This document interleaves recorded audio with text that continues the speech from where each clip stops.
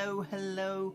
Welcome once again to a You Decide Gamebook live stream on Edra Tales Twitch Channel. My name is Ken Boyter, but you probably, you might not, but you probably know that by now because you've been watching Edra Tales. This is Grocklesnook.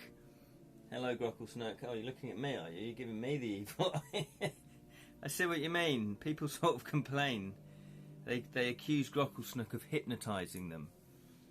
And he was looking directly at me there, and I can understand now why you think he's hypnotising you. Yes, he's a mischievous imp. He does that sort of thing. He does do that sort of thing. Thank you to everybody that's hit the follow button. We've got a new follower, Awkward Interaction. Welcome. If you are watching, you are most welcome. And that's a beautiful name. Beautiful name. I think we've all been there before. Yes, we are going to be playing Curse Breaker by Simon Tudhope. I think that's how you pronounce his name. I have the book here. I'm not just going to be pointing at a poster all night. This is a game book where you decide how the story unfolds. Good evening, Lee Rin. How are you? Good Victorian steampunk midnight to you as well. Yes, Lee Rin is a regular viewer, regular player, and he's very, very knowledgeable of all things fantasy, aren't you, Lee Rin? You love your fantasy, you love your horror, and I'm assuming you love sci-fi as well. Can't always assume that, but those three normally go together, don't they? Especially when you go into a bookshop and you see all the different genres, and you normally see those together. Sometimes they even lump them in together, which I'm not a big fan of.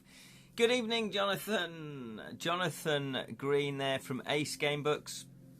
Jonathan is no stranger to the gamebook world, having written several, and when I say several, I mean lots of gamebooks in the past. He is also one of the original Fighting Fantasy gamebook authors. Not a lot of people know that. No, if you're into it, you know that. I love making statements and then contradicting myself. I think that's the way forward for everybody. 26, there we go. Bosh! He's got the numbers right up here. And so he should. It's his life. He knows what he's doing. Well, I hope he does. I mean, I wish I knew what I was doing with my life. But hey, 26 game books. So if anybody knows how to write them and how to play them, it's Jonathan. Just out of interest, are you the most game booked author there is in history? Or is that still, is it genuinely Ian Livingstone and Steve Jackson? Because, you know, they didn't write all of the Fighting Fantasy, but they did write a lot of them. Hello, Martha. How are you? How are you? Good to hear from you again, Martha. That'll be interesting. Is it? I doubt it. It's probably someone like Dave Norris. Oh, hello. Dave Norris. Now, I've seen his name crop up in Facebook conversations. But we've never played a Dave Morris book. Maybe we need to play a Dave Morris book. Is he self-published or is it, you know, by an actual publisher? If that makes sense. Because we have done quite a few people now, haven't we? We've done Jam with his book, or two books we've done. Savage Realms. We've done who else? Victoria Hancock's. We've done Shadow Chaser. So this is book one of the series of the Osborne. These are published by Osborne. So if you do want to check out these books, there's three of these in the series. Book one, book two. We did this one, which was a lot of fun. Hence why we're doing Curse Breaker. We're doing Curse Breaker. It was recommended that we should do Curse Breaker. So, who suggested it? I think it was Jam. I can't remember. Very tired after a day out being at a prison show. Okay, you've not been in prison? No. They sell stuff made it. Oh, I see, in prison. And I bought some new dice at the game store. What a lovely day. What a lovely day you've had. Fantastic. Yes, so we have done we've done Lone Wolf, we've done Fighting Fantasy, we've done Ace Game Books by Jonathan. So we've done a nice variety, but Dave Morris, maybe we need to go into do some Dave Morris books. Speaking of which, got the 7th out of 7 of Mr. Morris's Fabled Lands. Oh, so he does Fabled Lands, yes. You did mention those. That has cropped up before on my Christmas Aussie trip last month. Going to wrap that in protective plastic tomorrow night. Good for you, Lee Rin. Keep them pristine. Yeah, this one's already slightly damaged. It does break my heart, but you know, I do. The thing is, though, with books, you do like to use them. I think for me, I like getting them dirty. That came out wrong. Okay, so sorry, I meant prison shop. Yeah, they sell stuff made by the prisoners. That's fantastic. That's always good to help. You know, those who are obviously less fortunate than you. And that's a good way to support them in a positive way, isn't it? So, yes, but before we go any further, I've got these little druid wisdom cards. I thought we'd actually, for our quest, when before we embark on Cursebreaker, I think we should pull out a druid card, just to see what the omens are for the quest. Now I have the entire open world. Better start exploring it. Okay, how does that work then? Are they open world? How does that work? That sounds very complicated in terms of how to write them. But I'm intrigued. Would they work live streaming like this, Fabled Lands?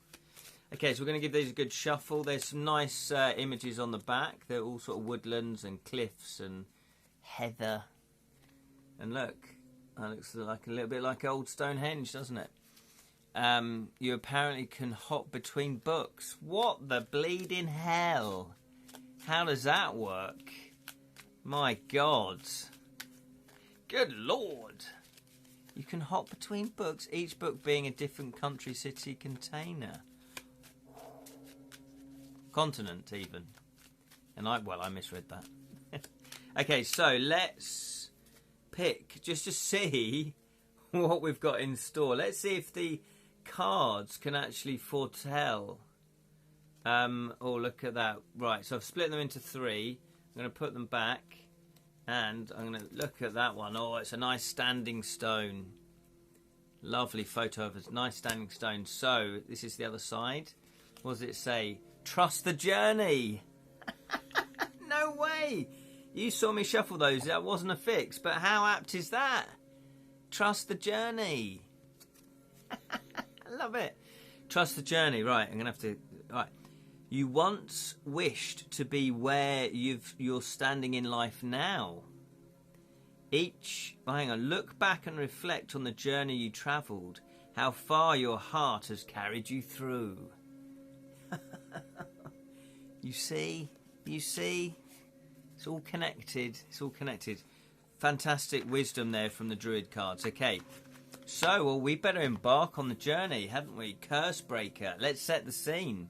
Dark forces are at work in the city of Marwick, and only you can stop them. In this magically illustrated adventure, every choice is yours, and your survival depends upon the decisions you make. Who to fight, who to trust. In a book where nothing is as it seems, even the pictures hold secrets that must be unlocked. There we go, setting the scene. I've just remembered actually, maybe I should be photocopying the pictures, because the pictures also, sometimes they give you clues, don't they? No more ships and horses, please. We've had heartbreak with them. We have had heartbreak with them. Yeah, every time. And this isn't just one game book. Every time we've got on a ship, in any of these game books, it always ends in disaster. We somehow die, we get poisoned, we get thrown overboard. Okay, so... we have this beautiful logbook, lovely little border around it as well. So as you can see at the moment it's 0. Now we do have life points, that's what they're called, life points. We start with 12. We've got abilities, we've got Sixth Sense, which we're on 3. Athleticism, we're on 3. Endurance, we're on 3. Skill, we're on 3. And for some reason they've got a big box for money. So, presumably we're going to get through a lot of money. We've got items here. And we've got notes here. Oh, one thing I'll write them on the back here. Now, I've printed out another log sheet just in case we have a little bit of an overspill. But I will also write down where we go. Because obviously any game book player knows that you always write down your passage, where you've been. So we got obviously start with the fabled number 1 entry. Now the combat is slightly different to, say, Fighting Fantasy. What you do is you roll 2 dice. We're going to be rolling 2 dice, and the way that it tells you the information here. So this is a guard. So this is an example. It's going to last 5 rounds, and the guard has damage 2. Okay, and what you do is your skull is your opponent's life force. So how many skulls denotes how many life force they have, and the aim is to cross them all out. Basically, you must do this within a certain number of rounds. Once the one skull is 1 combat point. The number of rounds you have defeated is shown on the left. Okay, so this has got 3 skulls to win, and as I say, we have to kill this one in 5 rounds. So at the start of each round, you decide how strong an attack is going to be. So if you roll 7 or more, you lose your opponent will lose 1 combat point. If you do a power attack, roll 9 or more, your opponent loses 3 combat points. So once you've chosen, you roll 2 dice. If you choose to roll 7 or more, but you actually roll a 10, you only score the points for 7 or more. Does that make sense? So, I think 7 or 8 then. Yeah, 9. So you've got 2. So they've changed it since the last book, actually.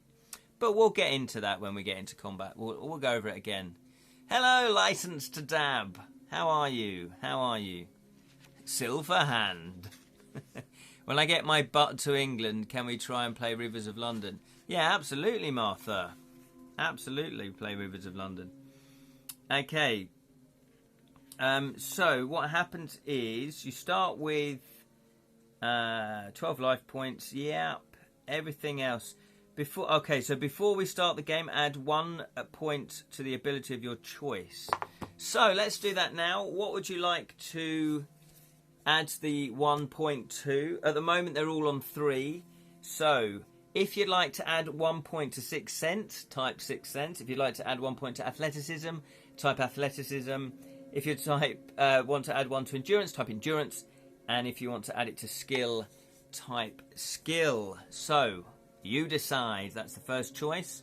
While you do that, I'll have a bit of hot chocolate. Thank you very much. Look at that. Ooh. Yeah, it's winter in the UK.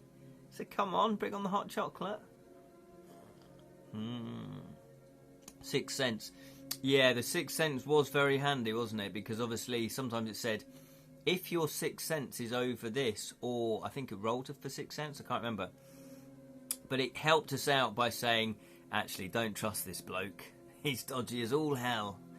You know, choose the other route. So it is pretty good. So that's, yeah, 6th Sense. Anybody else voting? Warms your old cockles. Wish I hadn't said that now. 6th Sense as well from Lirin. Yeah, you've got to be sharp in an Oliver Twist setting. Absolutely.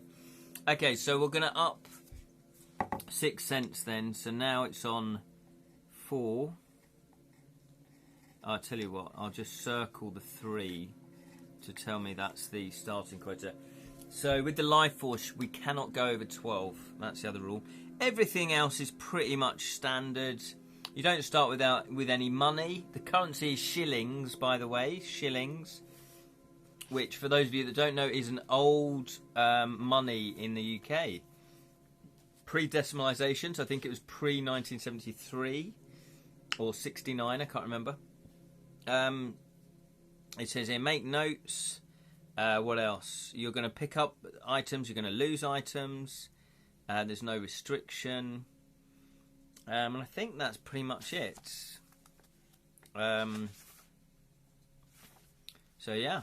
We will, obviously, when we get into combat, we'll go over the rules again. So, ladies and gentlemen, fellow adventurers, Cursebreaker by Simon Tudhope.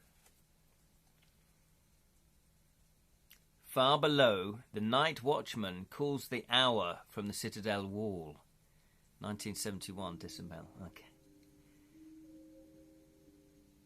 Your chain clinks as you shuffle across to the window.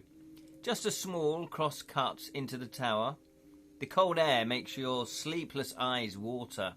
Outside, the lamp-lit streets fade into the ancient city of Merwick. And your eyes are drawn to the horizon, so it will soon be dawn. The cell door will open, and you will be taken down to the field of healing to be executed. You know the way well. You've led many prisoners along the same path as a guard. The executioner will be waiting, head respectfully bowed beneath a grey hood, and when you reach the block, you'll be thanked for your sacrifice you're about to make for the Mayor Eldritch and the Order. Looking out at the bright stars, Looking out at the bright stars, the question that turns over in your mind is, why? It was just a single word whispered in your ear. You remember the prisoner leaning over, her breath on your cheek. Scaramore. So faint that no one else could hear. Scaramore. What could be so dangerous about a forgotten place that you have to die? Suddenly, you freeze. There's a sound outside your cell, soft footsteps that stop, and a key turning in the lock. The door inches open, and something lands in the straw by your feet. You grab it as the footsteps fade. It's a key. Unfastening your chains, you creep forwards. The corridor is empty. To your right is a door that opens into the hollow centre of the tower.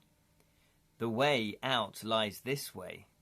To your left are more cells, and from this direction you hear muffled cries of an inmate. It sounds like the man they brought in last night, yelling something you couldn't quite catch. Oh, so what a setting. We are a City Watchman guard.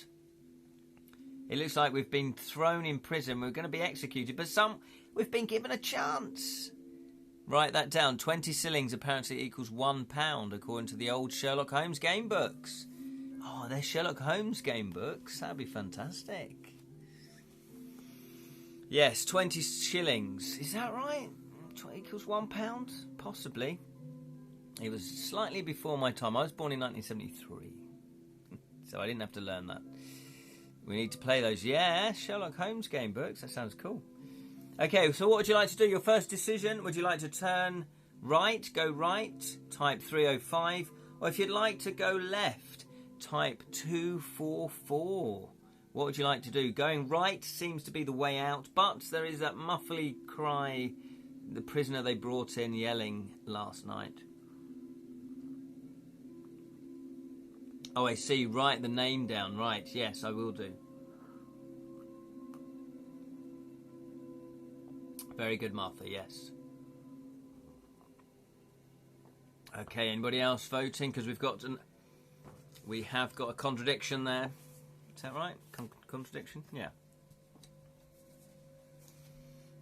He may have a clue. Yes, that's true. That's what I was thinking. Okay, I'm going to write down the name Scaramore. And also, it's a city, isn't it? Scaramore. It's a place. A place. City. Place. I'll put city/place. 20 shillings in a pound, 12 pence in a shilling, and 240 pence in a pound. Oh, that's right. Yeah, I do remember the 240 pence, like finding that out and going, why would you have 240 pence in a pound? There's 100 pence. Nowadays, it's 100 pence in a pound. Presumably that's to do with weight, isn't it? It's a pound of weight, pound of flesh. Okay, so we are still split. If anybody else wants to vote, vote now. Left or right. Left is where we hear the person in the cell. Right is the seems like it'd be the way out, because you know about this tower being obviously a city watchman. By the way, can you hear the music in the background? Does it need to be slightly louder? Nobody else voting, right? So if no one else is voting, then what we do is we whip out the dice tower, and then we also Skyrim. Nice one, Lee Ren. You can hear it. We're going to pick a dice. We're going to decide. We're going to let the die decide. The die side. See what I did there? Hey. Okay, so 1, 2, or 3, we're going to go left. 4, 5, and 6, we're going to go right. It's as simple as that, unless anyone else votes. Anybody? Okay, here we go. We are going to go right. We're going to go right. 305. We don't know. I mean, it's tricky deciding in these game books what is the correct path. What's the correct choice to make? Maybe if we had spoken to that prisoner. Speaking of dice, I only need 1d4 to get a full set of magical red dice set. Oh, lovely, Martha. That sounds fantastic. Yeah, I like collecting the dice as well, but it's addictive, isn't it? I've got these metal dice that are really cool, but you can't clank them on any table. You have to you roll them on a mat, otherwise it just gets really annoying. You follow the long curve of the corridor. Gas lamps cast weak pools of light, and your pace slows as you near the entrance to the tower. You remember there was a guard post by the door. Your only hope is to take it by surprise. Cautiously, you peer around the bend. It is so addictive. You've got 48 sets of dice. That's fantastic. The guard sits slumped in his seat, chin on his chest. His hand dangles by his side, and under it lies a bottle. Ah, cheeky. Creeping forwards, you see his stomach rising and falling. He is fast asleep. By the chair, you find a guard's uniform, a belt, and a knight sabre. There is also a travel bag with a purse full of coins inside. You look back down the corridor. Someone clearly wants you to escape. Yeah, take it, absolutely. As you're changing into the uniform, the bottle catches your eye. It's still half full. You haven't had any water since this afternoon. Add the knight sabre, if you don't already have one, and 12 shillings. Yes, 12 shillings. We're rich. Okay, so we've got 12 shillings. I'm going to put shillings. 12. Okay. So we've got 12 shillings. A knight sabre. Is that... Sorry, because I was reading it. The knight sabre, that is a sword, isn't it? Yeah, you find... And a knight sabre. Right, we've got a knight sabre. Is that what it is? A sabre is a sword, isn't it? Okay, so, would you like to... Here's your next choice. Would you like to take a swig from the bottle? Type swig. If not, type no. What would you like to do? If you'd like to have a quick, cheeky swig of the bottle, type swig. Type no. If not, yeah. Can we trust it? Can we trust... That's not water. Yeah, knight sabre or knight's sabre. As in night, as in good night, yeah, as in sleeping. But it is spelt sabre as well, yeah. No, must be sober to escape. Can't just have a cheeky bit of cider. I've already been on the Raz tonight. Hey.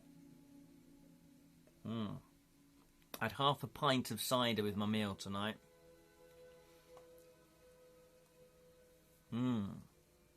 But don't worry. Look at this bad boy. A big bottle of Merry Down cider. Does this bring back memories for anybody? When they were teenagers? This was a very good way as a teenager to get drunk very cheaply. So it was a pleasure to receive it as a Christmas present. In fact, it makes me sneeze. Hang on. Nearly blew my bloody head off. I'm on the blood orange moonshine. Ooh, cheeky. Nice. A sabre is a curved one-edged sword. Ah, fantastic. Right. Yeah, it might put the guard to sleep. That's what I thought. It might well have been drugged. I did think that. I didn't want to tell you that. He's Grockle Snook laughing at me. Okay, so we're not going to drink. So that's 146. You can't take any chances. Can't take any chances. We're just about to escape. We don't want to be locked back up again. 146. Something tells you the guard didn't just... isn't just asleep on his watch. You pick up the bottle and take a sniff. There's an undercurrent... Yeah, there's a strange undercurrent there. Subtle but bitter. He'll be asleep for a good while yet. Gain 1 ability point. Yes! Gain 1 ability point. So, where would we like to spend this ability point? Where is it? Where is it? 260, does it tell us? I'm assuming we just decide, don't we? It's not going to actually tell us where.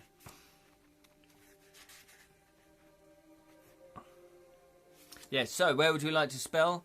Oh, skill. Leland's already put skill. So has Martha. We've got Sixth Sense, athleticism, endurance and skill. Anybody else voting? Where else would you like to stick that point? Stick it.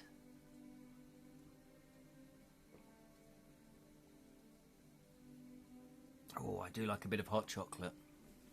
I have noticed, though, hot chocolate cools down at a quicker rate than a cup of tea.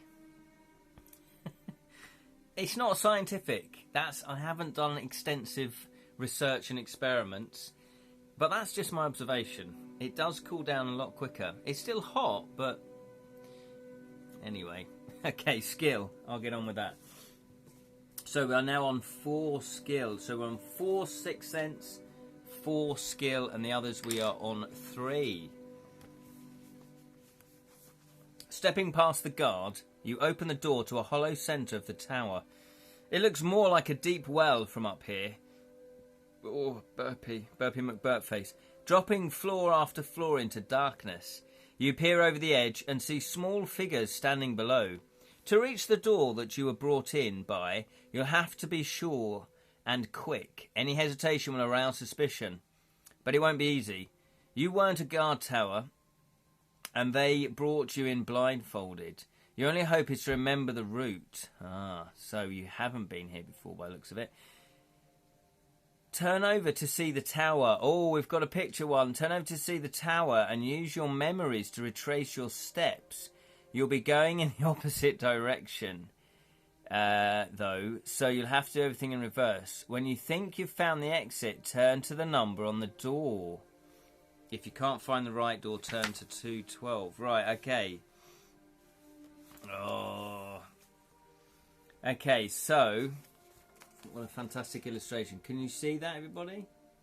This is what I mean. Really, I should have photocopied that to make it easier for you. Unless I could put them up into the group. Yeah, I might do that. And then you can either print them out yourselves.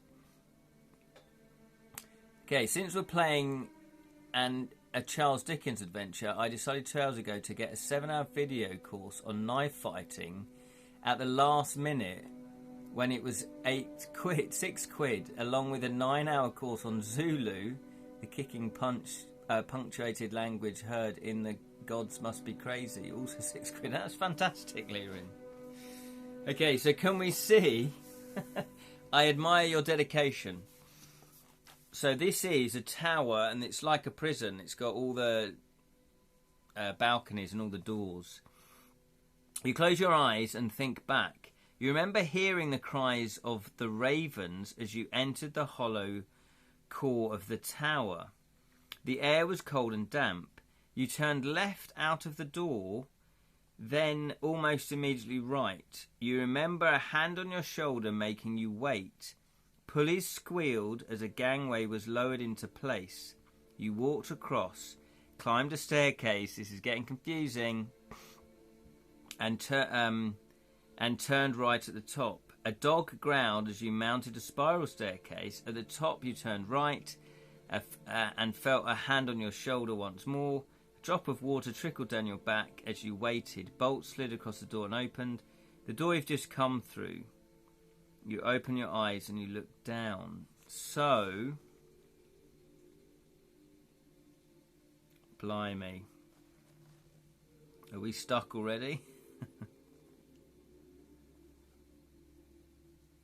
Right, so... Oh, okay, right. Okay, yeah, no, I appreciate that, Martha. This is why I might try and photocopy these and put them up. So, we're going to lose a life already. Yes, we do get 3 lives. So, look, we're going to have to work backwards. So, a drip of water. So, it says... a drop of water trickled down your back. So, that must be that. That must be that. The next clue is... At the top... You turned right and felt a hand on your shoulder once more. So look, okay, so if you follow the drip and go back up there, that's the dude. He must have put his hand on her shoulder. Okay. Then it says, yeah, you turned right, so we're turning left. Okay, that makes sense. A dog growled as you mounted a spiral staircase.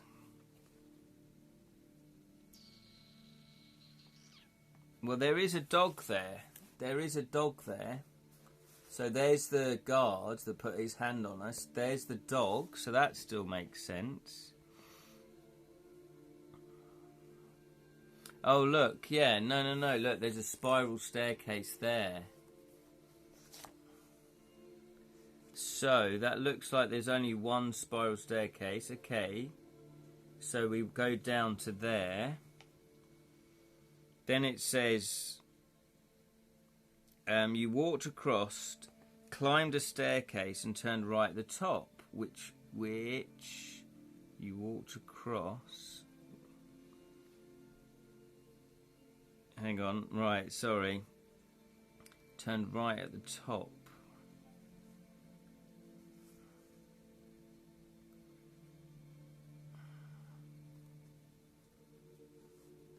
Oh, we're getting lost already. No, that's got to be it. That's well, no, that's not a spiral staircase, is it? Hang on.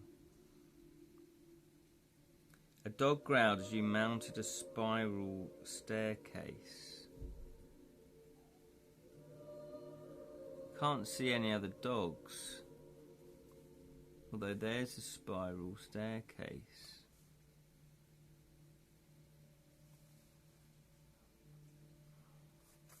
Oh, this is harder than it looks. A massive courtyard reminds me of 1960s, 80s crime noir slum, like the ones in Dirty Harry and Taxi Driver. Nice. Okay. But if we're there, there's a dog there. It says a dog growled as you mounted a spiral staircase. So the dog's actually got to be beneath us. Hang on, I tried to turn it back.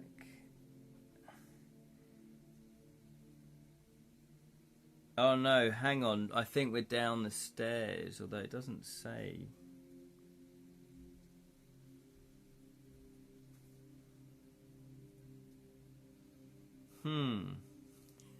This is fun to watch, isn't it? Yeah. Sorry, I should have photocopied this, right. Well, maybe we need to... God, blimey, which one is it then? Should we just try all the numbers? You turn left on the right. You remember a hand on your shoulder. Pulleys squealed and the gurney was lowered into place. Oh, okay, which could have been that one. Oh, yeah, okay. You walked across and climbed the stairs and turned right at the top, which would have been there. A dog growled, okay. So, yeah, okay. Remember a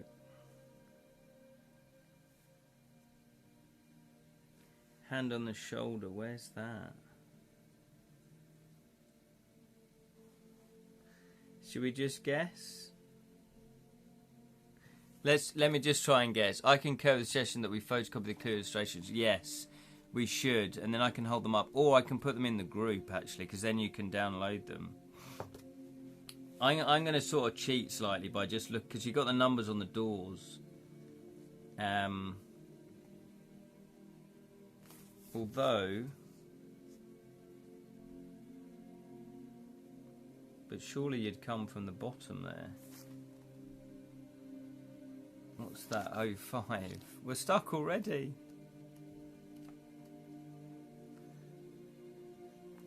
Yeah, it's not that. Oh, this is frustrating. Should we just sort of... They haven't got the answer in the back, would they? They wouldn't do that. No, they've not done that. I thought we were doing so well. So there's a drip, drip, drip there. Okay, we'll have 2 more minutes and then we'll carry on. Chat amongst yourselves. So we've got the drip, drip there. Bolt slid across the door. That's the door you just come through, right. At the top, you turned right and felt yeah, which is that guy. So at the top, you turn right, which is over here. So I think that's right. Then it says a dog growled as you mounted a spiral staircase. But you can't get off of that. You can't get off of that. The only spiral staircase is that one. So the only spiral staircase is this one. But then at the top you turn right. Oh, that would still, yeah. Okay, a dog. Yeah, all right. So does that look like a dog? I know you can't see it, but it sort of looks like a dog there. So it might be there.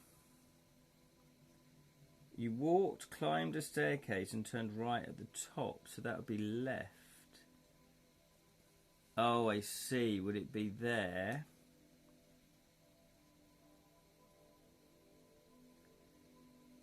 You walked across. Oh, okay, which is that one.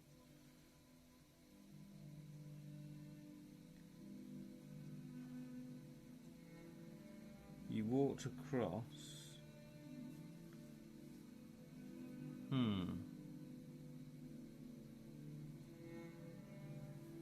Which would be that one.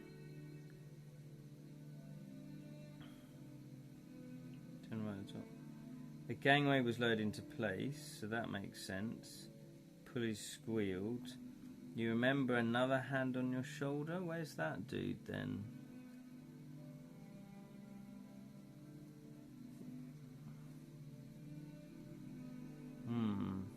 Would that be there? Right, okay, I'm going to give up soon. The air's got your left and immediately right.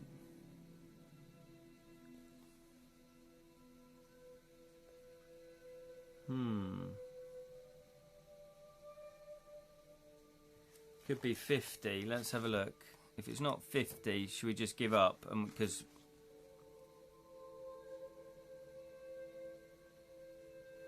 it was 50. It was 50. I did it. It was 50.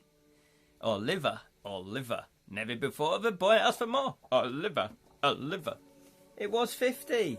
It was that one. Found it. Your footsteps echo as you make your way down, and the door opens onto a spiral staircase. The way you came in. Gain 1 ability point. Cashback. Brilliant. Okay, what do you want to spend the ability point on? We're on 4 for 6th sense. We're on 3 for athleticism. We're on 3 for endurance, and we're on 4 for skill. What would you like to spend it on? Type it now. Good job, Ken. I was a bit useless here. No, everyone out. No, don't blame yourself, Martha.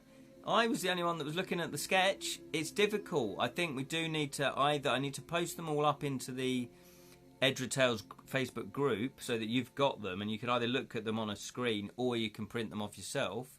And then when I say, right, look at the spiral spec, then you can work it out and you guys can work it out. Oh, you tried to find them online. Oh, that's a good idea.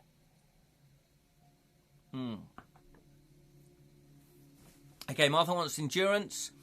Lirin would like athleticism. Is there anybody else voting?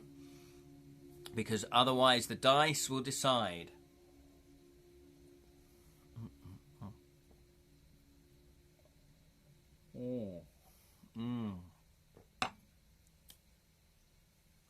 All that chocolatey goodness. You didn't find them. Oh, okay. Yeah, maybe they don't want them out there. Well, I guess it doesn't do them any harm because I'm not going to put the answer. We'll just put them up just so you guys can actually play along with them. We may need to run a quick smart. The streets of Victorian London are narrow after all. Okay, so okay, anybody else want to vote for the endurance? If not, I'm going to have to roll the dice to decide. Roll the dice to decide.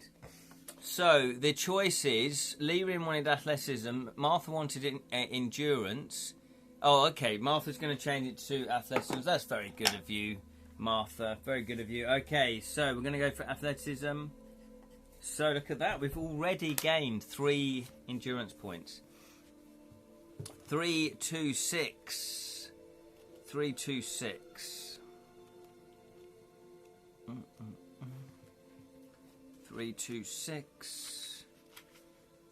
Here we go. Again, the illustrations are great in these books. They're really cool. Who does the illustrations, by the way? Illustrations by Tom Knight. Down and down you run, your shadow stretching before you. There's a guardhouse at the bottom, and you slow to a creep as you draw near. Perhaps this guard will be drugged too, but he's not. He's standing by the gate looking straight up. You took your time, he says. You don't move. Blake? He waves you down impatiently. It was you, with the key. Come on. You walk down to meet him. But they'll kill you if they find out. No reason why they should, he replies, hiding his agitation by unbolting the side gate at the citadel wall. He pauses suddenly and turns. You came through the training together. You did nothing wrong, he says. I heard what happened with that prisoner, Mallory. Her just whispering something in your ear. In the distance, a cock crows. Now go! He lets you through and bolts the gates before you have time to thank him. Taking a deep breath, you look up. Yeah, I was going to say, write down Mallory. Definitely, but Mallory. Let's write Mallory.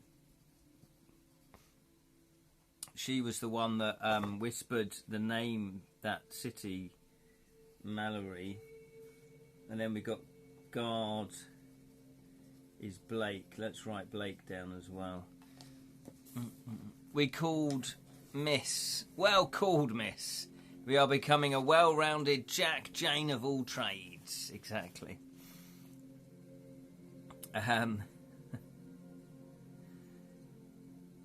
Taking a deep breath, you look up. The sky's turning grey, and soon there'll be guards out combing the streets. You're a fugitive now. So what do fugitives do? Scaramore. The word rings unbidden inside your head. But as you stare out across this dark city, it makes sense. You lied when the interrogator asked what Mallory had whispered, because it felt like something you shouldn't know, something they didn't know, perhaps, about the ancient hall. Or else, why would she whisper? It sits on Pendle Rise, a morning's walk from the citadel. And right now, it feels like your only hope. With a last look back, you set off down the hill. A cold mist hangs in the air, and as you hurry round a bend, you see a woman standing by a water pump. It squeaks as she pumps the water. No, as she pumps the... Wait for it. As she pumps the arm up and down. But the bucket at her feet is overflowing, and her dress is soaked. You realise it's just her nightdress, and with a shawl over the top. There's a blank, lost look in her eyes. And when you tell her the bucket is full, she doesn't seem to hear. Colin! Good evening, sir. How are you? It's like she's half asleep. You try again. then shrug and carry on down the road. Just to get you up to speed, Colin, we are a former city watchman. We were thrown in prison. Good stuff, fine and dandy. Yes, all diddly-do here. Don't know what that means. So we are a former city guard. The book opens up where we're in a prison cell. We're just about to be executed, and then we get given a key to get out of the cell. So we managed to get out. We've spoken to our former colleague Blake, and he says, "Look, you shouldn't have been put in prison. We were put in prison because of a woman called Mallory whispered. What did she whisper? Scaramore into our ear, which seemed to be like." Punishable by death. We were interrogated, but we didn't say what the woman said to us. Now we've escaped, and we are now going to go to the city, and I should have written this down. Pendle Rise. We're going to go to Pendle Rise. Pendle Rise is where we're going.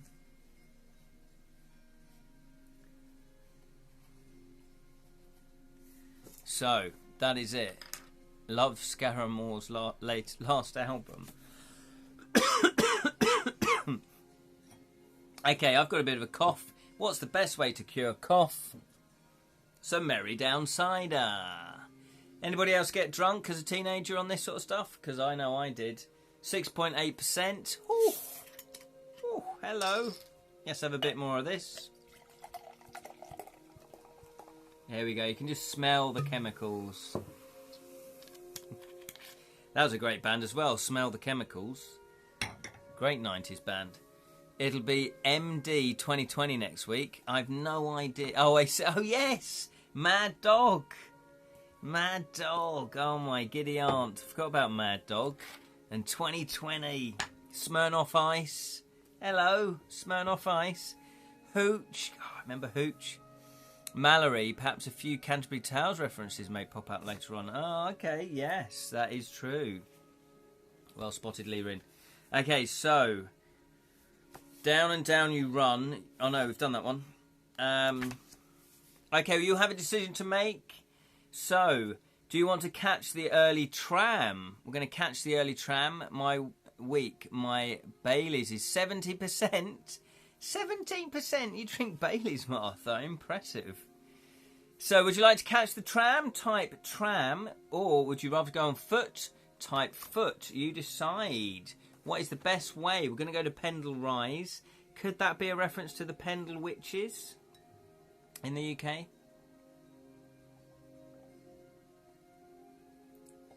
Oh, that's good. I haven't had Merry Down Cider since I was a teenager, I think. And it's still nice. It's actually not bad. Foot, there might be safest. That's a good point. Colin's gone for tram. Could be a bit quicker.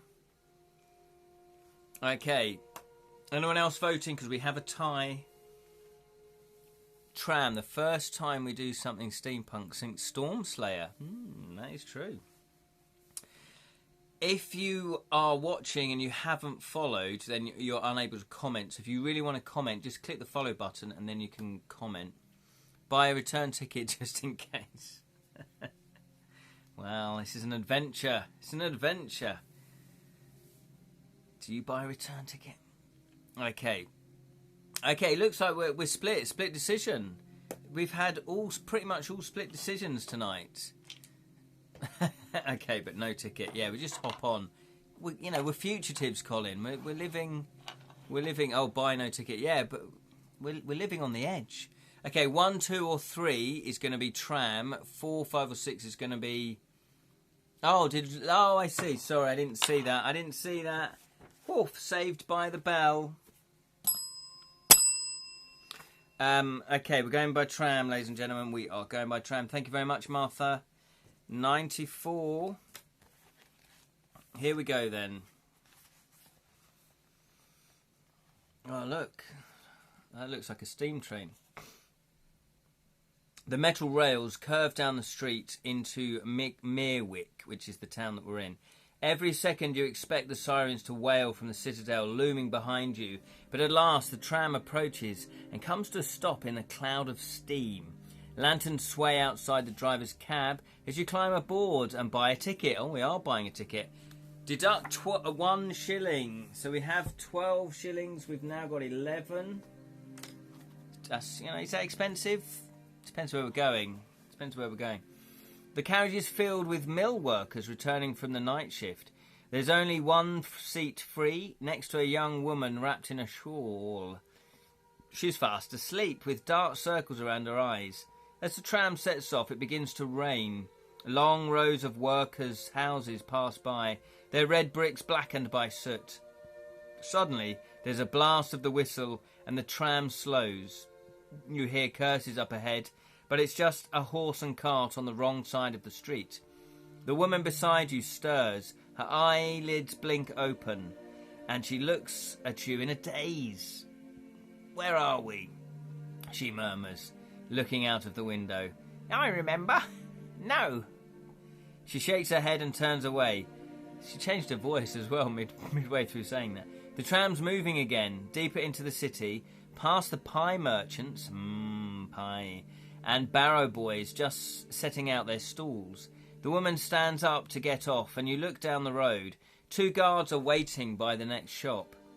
You have another decision to make. If you want to stay where you are and let them get on, type stay. If you want to jump off before the tram stops, type jump. If you want to force the driver to carry on without stopping, type carry. So, you've got 3 decisions, 3 choices. Stay where you are and just let the guards get on. Jump off the tram before it stops. Or force the driver to carry on. Type carry. What would you like to do? What is the best strategy? Is it best to not draw attention to yourself and just hope they're not looking for you? Is it best to try and jump off before they get on? Or is it best to just don't stop? Don't stop, baby. Just don't stop. You decide, though. It's not for me. It's you lot. You are deciding.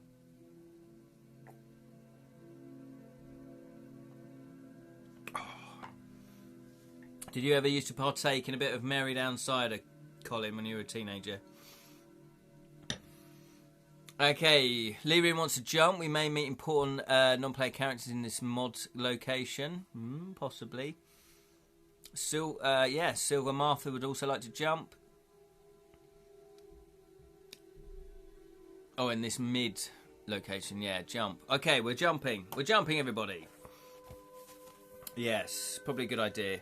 Hopefully we won't break our ankles. Did you think of that? Okay. 131.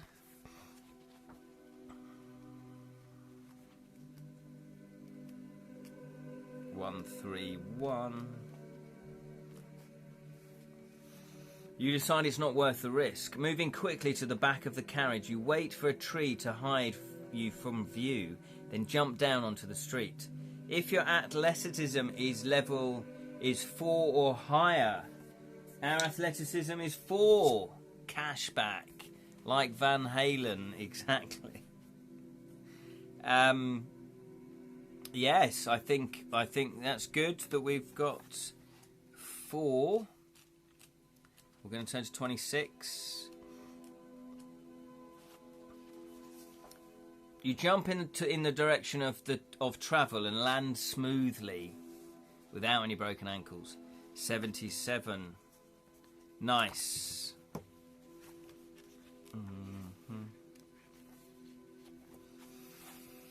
Away from the tram, you hear the distant sirens of the citadel. It's all kicking off now.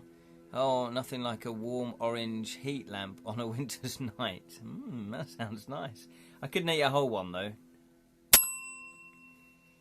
Away from the tram, you hear the distant sirens of the citadel. Yes, shoot, exactly. Guards will be spreading through the city, and when you see an alleyway, you head straight for it. Ducking under some planks that are leaning across the entrance, you follow a dark channel between 2 decaying buildings. Cracked windows on one side, a damp wall on the other. You're entering the doldrums. It literally is called the doldrums. Nice. It's a dangerous part of town, but there's only one place you can hide from the guards. It's here. Yeah, we're in trouble. After several minutes, you come to a courtyard that's probably never seen the sun. There's some graffiti showing Mayor Eldritch with her umbrella and top hat, a pair of horns emerging from under the brim. In the opposite direction, some children are huddled together. You hear tiny screech coming from their direction. Another decision. Would you like to investigate? Type investigate. If you want to carry on, just type carry on. Carry on. You decide. Type investigate if you want to investigate, or carry on if you would like to carry on. Yeah, is it worth getting involved with the little tykes? With the little street urchins? Lirin thinks it is. Martha, however, thinks no. We haven't got time for that. We've just got to get out of the city. Yeah, we don't need the attention. Yeah, Martha's got a good idea there.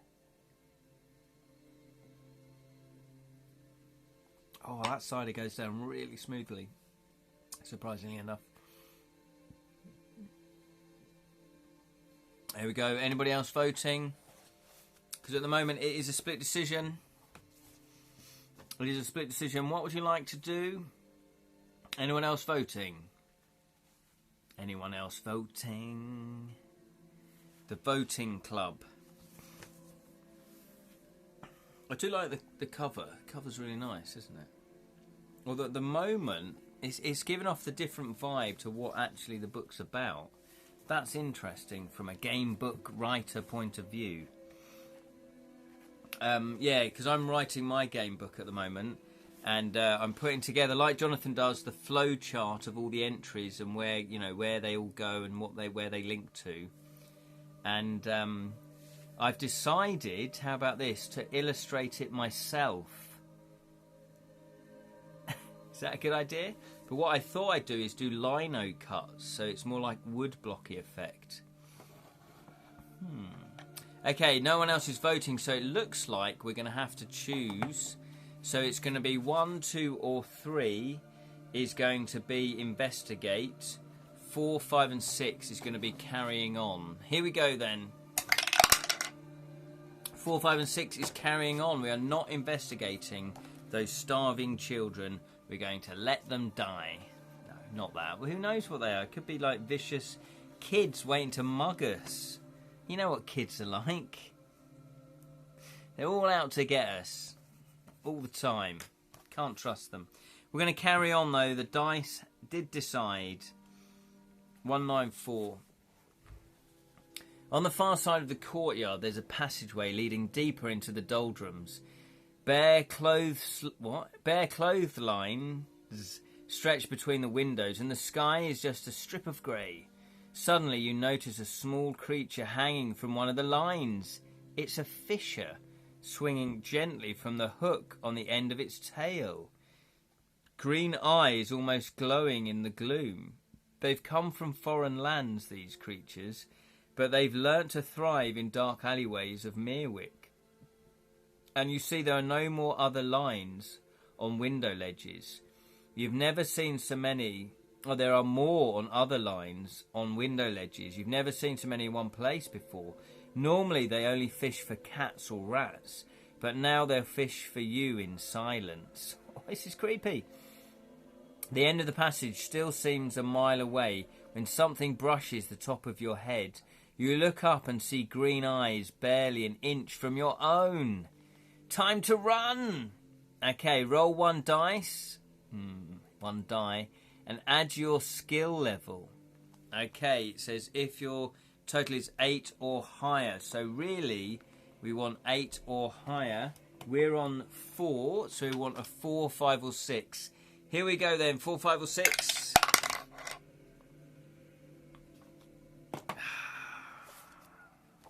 Quack, quack, oops. Okay, we've got 7 or lower. This doesn't sound good. We might have to get into a bit of a fisticuffs. But we can handle it. We're a city watch guard. Former city watch guard.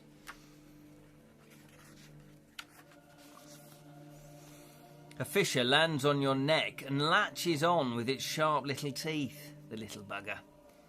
No raspberries. We dead. As you slither over the wet cobbles, You tear it off and fling it against the wall. The end of the passageway jolts and blurts in your vision. You feel them on your back, oh no, around your feet, and then you slip, and they're swarming all over you. Their screeches fill your ears. You stagger up and stumble the last few paces into the wide square. Finally, the fissures melt back into the shadows. Breathing hard, you look around. Deduct 2 life points. Oh, 2 life points. We are on 10. That was a lucky escape, I feel, because that could have been a "you are dead" moment right there. Just overwhelmed by them all. Whew. Horrible little creatures. Oh, I've got a little itchy eye. Let me just scratch my eye. Just get rid of those little creatures. Okay, 43. The square has grand origins. The lampposts are stamped with the shield of Meyerwick, and there's an old fountain with a forgotten goddess pouring water from an urn. Now, half of her head is missing, and the water trickles down one arm, covering her side in green algae. But not far from where she stands, there's a new statue of pure white marble. It shows an elegant lady in a tall top hat.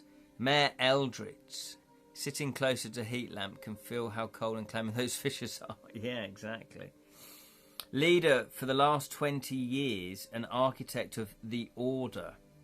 Her hands rest on the handle of her umbrella, and her head is tilted to the sky. On the plinth are the words, "Together we dream a better world." Don't trust her. Don't trust her. Beyond the statue is a marketplace filled with ragtag stalls. It's quiet at this early hour, and the rain's steadily falling, and you make your way across and have a look around. Outside one stall, a grizzled old man sits on a canvas chair. He doesn't look up from his book, but rests a hand on the head of a large dog. Sounds like Umbridge. She doesn't sound nice. Yeah, no, absolutely. Those graffiti were not too flattering to Her Majesty. They weren't. So we got a bloke who's reading a book. He's got a large dog next to him. It growls quietly as you pass. "Over here, officer," calls a woman with long black hair. "There's a cure for every sickness." In her stall, jars glint in the candlelight. In the end, you find 9 items that might be of use. Yes! We're going to purchase some things. We've got 11 shillings. So, what would you like to buy then? I'll read them all out. I'll quickly just tell you what they are, and then I'll go through them in more detail. Miniature crossbow with 12 bolts. That sounds handy. Grappling hook and smoke bomb. Safe cracker. Laughing vapor. Sleeping potion. Herbal tonic. Energy potion. And a cloak. Okay. So, miniature crossbow and 12 bolts does exactly what it does. Straps to your wrist. Bolts propelled by an explosive charge for extra power. Remember to make a note of the number of bolts. Oh, Martha's already got what she would like there. Grappling hook, obviously you know what that is. Smoke bomb, yeah, does exactly what it does. Hides your movements. Safe cracker, a drilling explosive charge, blows up a door, small safe. Laughter vapor, renders people but not creatures helpless with laughter. Sleeping potion, yeah, sends a person or creature to sleep. Herbal tonic that restores 2 life points. Yeah, you can only use it after this entry, but before turning to the next one. Oh, I see. So you do it in between entries, yep. Energy potion gives you a sudden energy boost. If you buy this, you make a note that adds 1 to your dice roll. So if you roll an 8, the potion makes it a 9. The effect lasts for 1 fight. That's pretty cool. And then a cloak keeps you warm and hides your uniform. Ah, okay. Okay, yeah. Okay, so, well, we've only got 11 shillings. Obviously, Martha wrote that without knowing how much everything would cost. So, crossbow is 3 shillings. The smoke bomb is 2, so that's 5. The sleeping potion is 2, so that's 7. And the cloak is 2, so that would be 9. Cloak and mini crossbow. Yeah, so does everybody agree then that's what we'll buy? We'll buy all that stuff, yeah? Crossbow, smoke bomb, sleeping potion and cloak. That will take us to 9. Yeah? Everybody happy with that? Right now, yes or no, or forever hold your peace, as they say. I'll have a swig of this while you decide.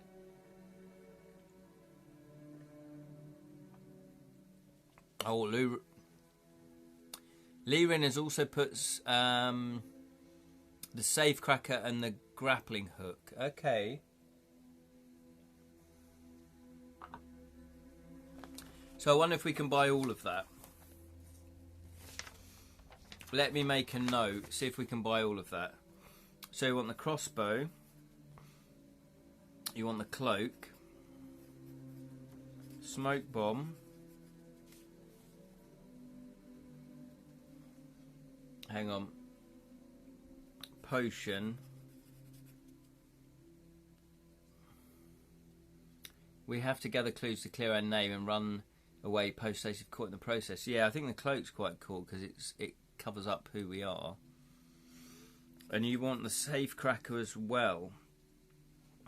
So is that everything? Safe cracker, cloak, smoke bomb, grappling hook. And I think that's... And what did Martha want? Sleeping potion. Okay, let me add that up because we might be able to afford all of that. I don't know. So the crossbow is 3 shillings. The cloak is 2 shillings. That's 5. The smoke bomb is 2 shillings. That's 7.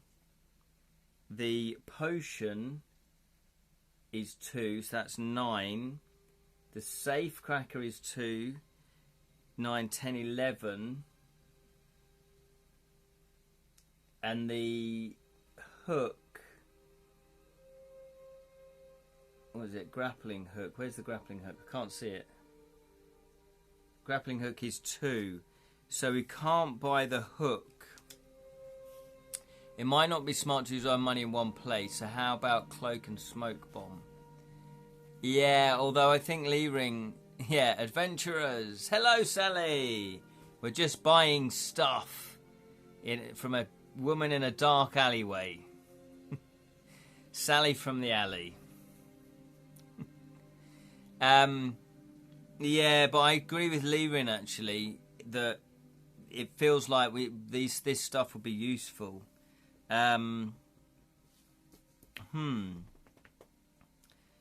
Okay, so what can't we afford? The hook.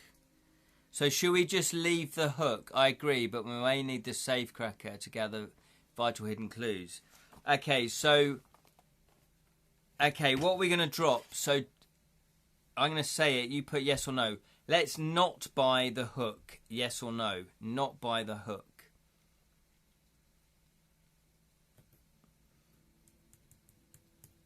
What do people want to do? So not buy the hook is yes. So Martha, yeah, no hook. Oh, okay. So that means we can buy the crossbow, the cloak, the smoke bomb. Is it the smoke bomb? It's a smoke something. It is a smoke bomb. Potion and safe. So there's 1, 2, 3, 4, 5. So let's buy all of that. Because we don't quite know when we're going to get a chance to buy anything else.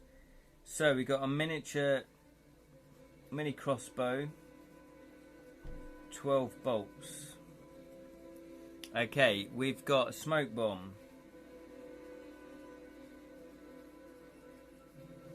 We've got a safe cracker. And we also have the cloak. And we've also got the poison, wasn't it? No, potion. The sleeping potion. That might be quite useful, actually. Well, it's all useful, isn't it? It's all useful stuff. So I'm going to write down that entry 43 has the list of items, so that if we need to know how to use them, we can go back to there. I wonder how the guard uniform look. Well, the good thing about wearing the guard uniform is, obviously, in some areas that'll be useful, but in others it won't be. So having the cloak is probably a really good idea. How fit are we? Now the very picture of Victorian team, but cosplayer. We're living the dream, Lee Rin. We're living the dream. Okay. Yes, deduct the number of credits. You can only buy one of any item. And remember, you can only use your items when given the opportunity in the text. Except for the herbal tonic and the energy potion. Okay, so 228. We have no shillings anymore, but that's fine. That's fine. I'm sure there'll be an opportunity. Okay, right. So far, so good. We've not died, which is always a positive way to do part one, isn't it?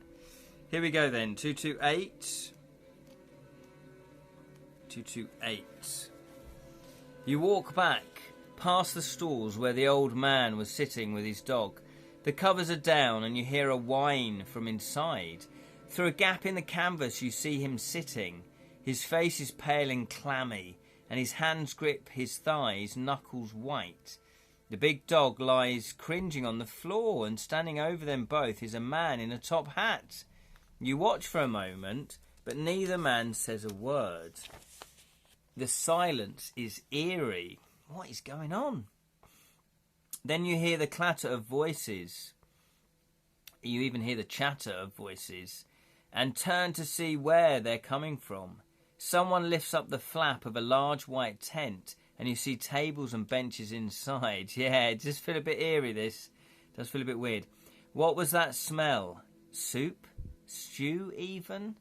The cook stands behind a steaming pot, his dirty apron straining against a huge belly underneath. You pause. It's getting on for mid-morning now, and you haven't eaten since last night. Seems like it's a soup kitchen.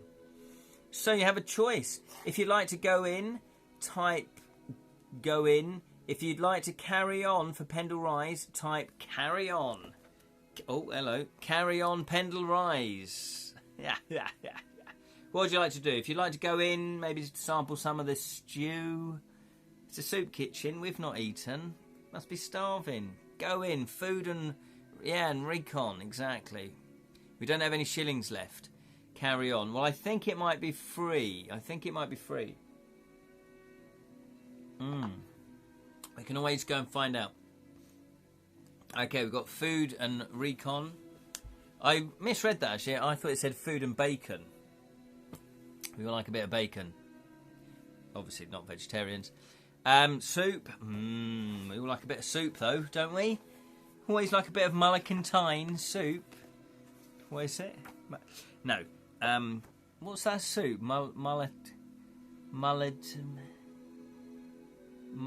mum used to sort of make it. I can't. It's vaguely in the back of my head. Mulligatawny soup. It's not that. Right. We're going to go in, though. And maybe I'll ask the chef. That's it. Mulligatawny. I've totally forgotten how to pronounce it. Mulligatawny. God, I haven't had that in years. I don't even know what it is. What is it? Is it just vegetables, or is it a bit of dog meat in there as well? Okay, 116. Here we go. The air is warm, heated by the steaming cauldron in the centre of the tent. You scan the benches and see no guards. Oh, it costs 1 shilling for a bowl of stew and a mug of tea. If you don't have the money but would like to ask for a meal. Oh, okay. Okay, we can beg. So, if you'd like to buy a meal, well, we can't do that. If you don't have the money but would like to ask for a meal, type ask. If you want to leave the tent, type leave.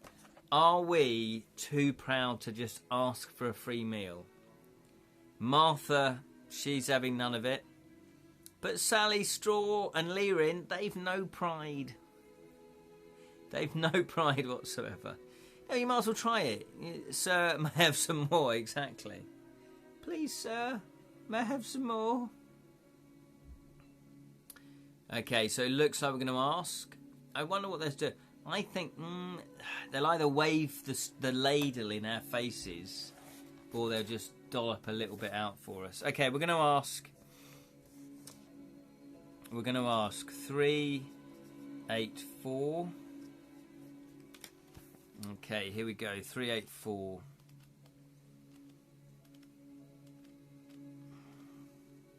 Are we enjoying this so far? It's pretty good, isn't it?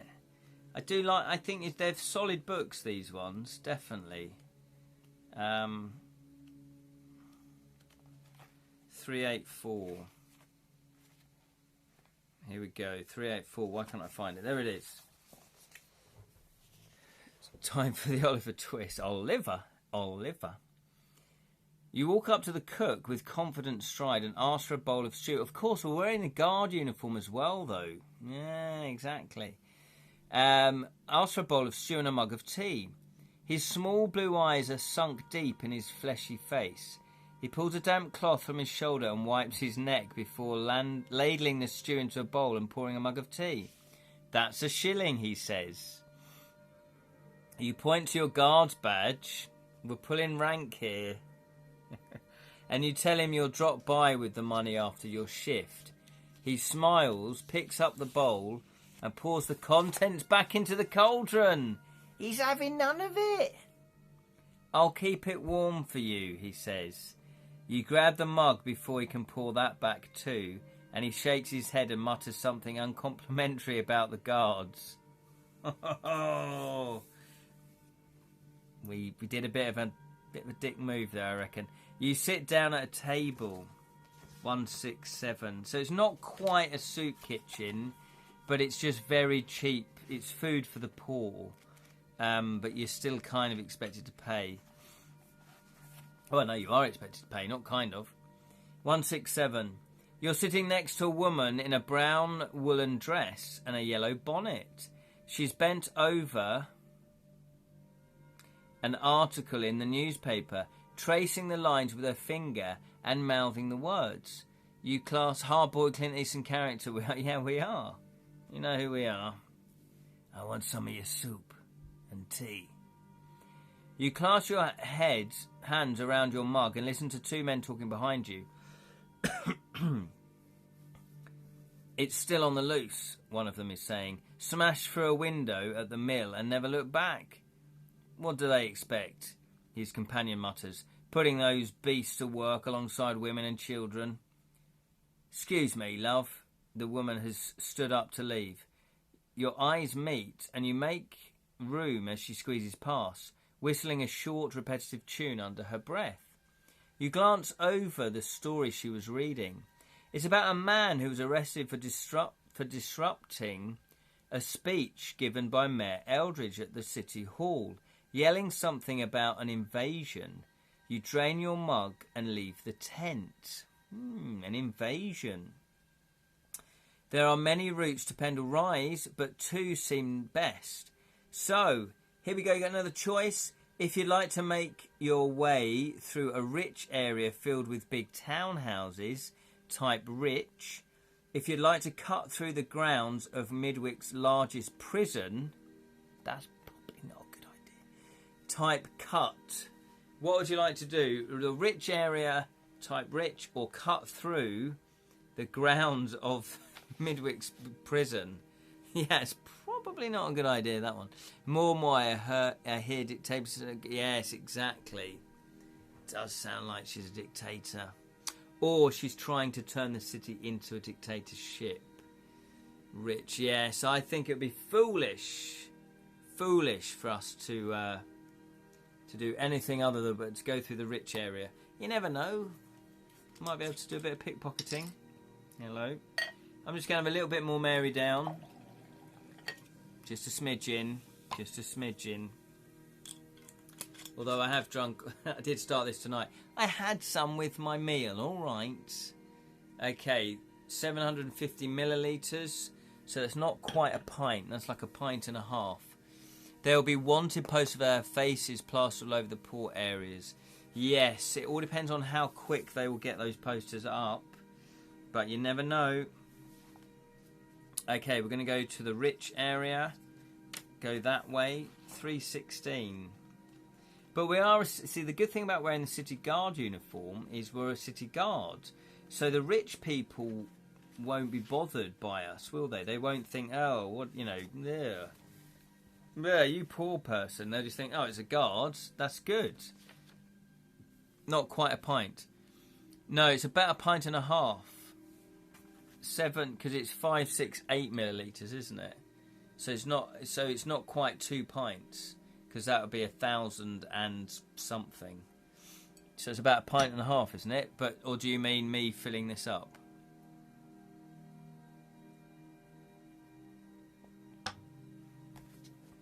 Yes, so over a pint. Yeah, it's a pint and a half. That's what I said. That's what I said, all right. Getting leery after I've drunk nearly a pint. Okay, what are we doing? We're getting drunk. We're slowly getting drunk. In North Merwick even, the dividing line, it really isn't what you said. Oh, really? Oh, okay. In my brain said it's over a pint and a half. It's about a pint and a half. All right? So if you can't hear what my brain says, that's not my problem. It is my problem. Okay, in North Merwick, the dividing line between rich and poor is the railway line across the tracks. Cutting through the back streets, you come to a picket fence that runs along the rails. A bottle explodes by your feet. Hello. And you look around and see laughing young faces in an upstairs window. It's not very nice. Further down, oh, of course, because we're wearing a city guard uniform, there you go. Further down, a few fence planks have been kicked in. You duck through and hear music drifting across the tracks. There's a row of trees on the far side, and slipping through, you find yourself on a leafy street lined by grand townhouses. A cat watches you from the top of a short flight of steps and licks its paw. Its fur is brilliant white, and the door behind glossy green. You hear the music more clearly now. It's Skyrim. No, not that. Where is it? It sounds like a fairground organ. And as you set off in the direction of Pendle Rise, the notes get louder, piping up and down, round and round like a carousel. The street arcs down a gentle slope, and you see a fair below, nestled among the trees of a small park. Your path lies through the park, and as you make your way through the crowd, your foot brushes a discarded plate of eel pie. So, beggars can't be choosers. What would you like to do? Would you like to pick it up? Type pick it up, or pick. If you'd like to not do that, type no. No, that's disgusting. What would you like to do? Would you like to pick up the eel pie or not do that? Martha's having none of that. Has anyone actually eaten eel pie? It's I don't know if it's particularly Cockney, but Cockneys seem to like eel pie. Jellied eels. Munch, munch, munch. Pick it up, leave it. Do you like... I've never had an eel pie. So we've got 2-1 for no. But, yeah, I'm not... Some seafood, it's too slippery for me. It's all a little bit slippery. Grilled Japanese eel and rice is delicious. Yeah, that's maybe different if you grill it and you do stuff, but just whacking a pie, that might be a bit... Never had that. Okay, well, unfortunately for you, we are not going to be picking that up. We're going to leave that, especially from the floor. Come on, guys. We're not that desperate yet, are we? Not that desperate. Okay, 12... The cries of the showmen rise above the music and crowds. A man with a shiny red waistcoat throws his arm in the air and bellows. Step right this way, ladies and gents. Take the hammer, sir, and show the lady your true worth. Or why not you, miss? Show that strength can reside in a form so fair. Further on, children are gathered around the whack-a-troll. Nice. You watch the little green troll popping its head up hole after hole, chatting angrily each time the mallet comes down. I like that. Suddenly, a man leans down and looks you in the eye. Care to try your luck? He's standing under a sign with Orson's Wheel of Fortune written in gold lettering. Next to him is a spinning wheel divided into equal segments numbered from 1 to 6. Poor Grocklesnook's noggin. Yeah, exactly. Oh. I'd never sell him to the circus. Never.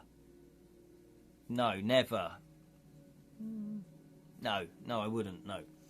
He spreads his arms wide and does a little half bow. No, hang on.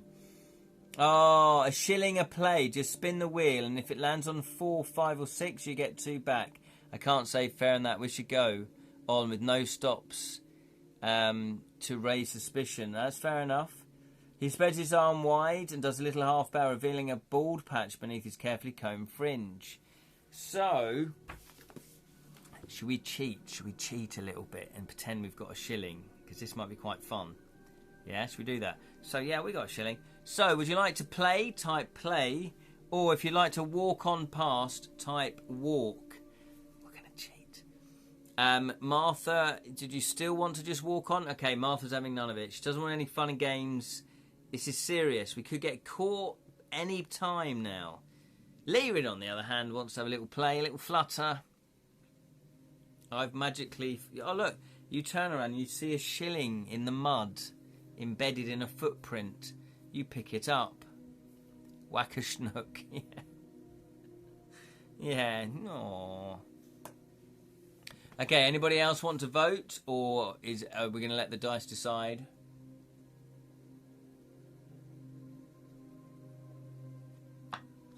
Oh, that's pretty good stuff. I never thought I'd say that because, as I say, Mary Down Cider.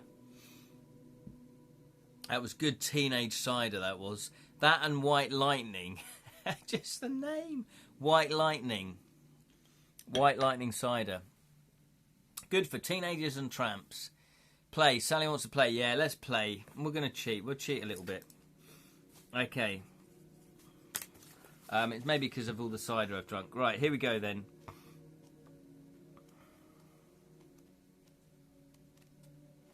Who knows? We might, if we get 2 back. I tell you what, if we get 2 back, we'll only take 1. How about that? You climb up on stage and spin the wheel. Oof, cheeky. The red and blue segments blur into a purple disc and then separate out again. The pointer at the top flicks from one segment to the next, slower and slower. Deduct 1 shilling from your logbook. Then roll 1 dice. Oh, it's 1 to 3, 6 to 4. Here we go then. Who knows what is good? Yeah, we're going to get caught. I know, Martha. It's a 6. Normally that's good. Here we go then. 3, 7, 1. But if we win, we'll only win 1 shilling. I think that's only fair because we've kind of cheated. 3, 7, 1. Here we go. Your smile turns to Your smile turns to a look of confusion as the spinner seems to slow suddenly and comes to rest on a 3. Orson shakes his head sadly. I thought you had it then. I really did. If you want to accuse him of cheating... Okay, if you want to play again, if you'd like to leave. Okay, so I don't think we should play again because we haven't really got any money. So, do you want to accuse him of cheating? Type cheat. Or, if you want to leave, type leave. Martha's having none of it. She doesn't want to draw attention to herself, which is probably a good idea, because we are fugitive. We are actually on the run. We're trying to get to Pendle Rise. Yeah, everyone's gone. Everyone's now got their sensible head on. That's probably a good... you don't want to push your luck too much. We're going to be leaving then, 53. Yeah, because he would... I guess, well, we are the City Watch, though. He might have gone, oh, all right, then. Oh, all right. Here we go then. Okay. Leaving the Wheel of Fortune behind, you make your way past the House of Mirrors. Oh, can we go in there? The House of Horrors. Let's go in there. And the Laughing Clown. Oh, this is a great fair. You turn and look at him sitting on a pedestal high above the crowds. His hands grip the armrest, knuckles white, and his laughter doesn't stop or waver as tears stream down his painted face.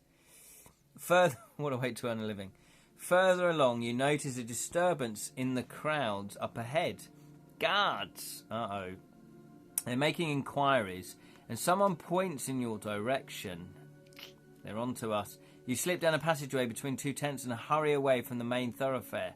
Did they see you? Frantically, you look for somewhere to duck out of sight on the long canvas aisle. And then you notice a gap, and the black and purple drapes of the fortune teller's stall are Madame Esther. Madame Esther, yay! Mistress of the unknown. It looks so out of place, tucked away where no one will see it. You lift the drapes and walk through. She probably saw that coming, though. Incense swirls in the gloom. Esther sits facing you, long red hair framing a heart-shaped face. She's young, which you weren't expecting, but the candlelight makes black wells of her eyes. Sit down, she murmurs. Still standing, you ask why her stall is in such an odd spot. I'd say it was exactly where it was needed, wouldn't you? She replies, picking up a deck of cards. Oh, look. You look at her for a moment before walking across to the table. A cloth is draped over a crystal ball, and as you sit down, it starts to glow, soft and pale. Esther's hands stop mid-shuffle. Is that your doing? She asks, and you shake your head. Slowly, tentatively, she lifts away the cloth. The ball flares like a gas lamp being lit. It wants you to show you something, she whispers. She places the top two cards face up on the table. Find the third card to reveal the message. You must choose. The ball will guide you. Leaning forward, you peer into the glass. At first, all you see is mist. Then it clears, and you're in your childhood room, back how it was, with your toys spread out and the sunlit light slanting through the window. It's strange, but that's how you always remember it. Warm and bright and safe. Yes, that's it. Where did that feeling go? Even the weather seems different now. Turn the page to see your old room. There are clues in there to a number. There are clues in there to a number. When you think you've found it, the fortune teller will place the card with that number next to the two other cards on a table. Add up the three numbers, then turn to that entry. Oh, okay. Right. So what we'll do is I will photocopy this. Yeah, it might be good to stop here. Yes, absolutely, Martha. It's like you read my mind, like a fortune teller. Yes, we've been playing for over an hour and a half now. So what I'll do is I will photocopy this, and I will put this up onto the Edra Tales Facebook group, so you guys can have a look at it. And I'll do the same for the others, I think, just so you guys can actually see it. But it's an intriguing one, so it does look like she's already put two cards on the table. Oh no, there's her two cards. So we're looking for one more card. You've got the alphabet here. But anyway, I'll let you have a look at it. But look, there it is. There she is. Cool. Fantastic illustration. There we go. So, is everybody enjoying it? It's a good book, isn't it? It's very well written. The story's engaging. The story's kind of, it's nice and fresh. Can you do it again? There we go. Is that what you mean? There we go. Lots of characters to meet. Yes, absolutely. Yeah, it's a good game book. He's a very good writer. I like his style. It's sort of precise but descriptive. Cliffhanger. Yes, till next time. Same Edra time, same Edra channel. That was from the 1960s Batman, wasn't it? I remember that. But do you remember right at the beginning, I did pulled at random, as you saw, this druid card, and it said, trust the journey. Trust the journey. You once wished to be where you're standing in life now. Look back and reflect on the journey you travelled. We're looking back at our bedroom. How far your heart has carried you through. That's even more prophetic. That's prophetic, not pathetic. Look at that. We are literally looking back. Isn't life amazing? So there we go. See you all later with not a drunk storyteller. Nothing wrong with a bit of a tipple. Yes, brilliant. Good stuff. Hope you enjoyed that. Bye, everybody. Thanks, Ken. You are more than welcome. Thank you, Sally. Thank you, Martha. Thank you, Lyrene. Thank you, Jonathan. Thank you, License to Dab. And thank you, anybody that watched as well and they didn't comment, either because you didn't want to, which is absolutely fine, or you have to, in order to comment on Twitch channels, you do have to follow them.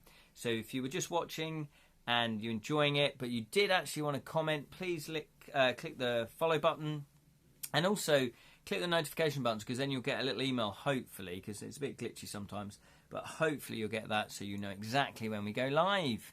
So thank you very much, everybody. Part 2 will be next Wednesday, but I do a live stream, on Friday evenings at 7 PM UK time, which is a video live stream. We're playing Lost in Random. And also on Saturday mornings at 10 AM UK time, that is Edra Scrolls Ramblings of a Storyteller. It's where we talk about creativity, we talk about fantasy, we talk about your creative projects, we talk about my creative projects, and we share, ideas and help each other out. And also we just ramble onto other subjects. Anyway, you guys have been wonderful. Thank you so much. Thank you, Gokul Snook. He's still awake. Magic be with you always.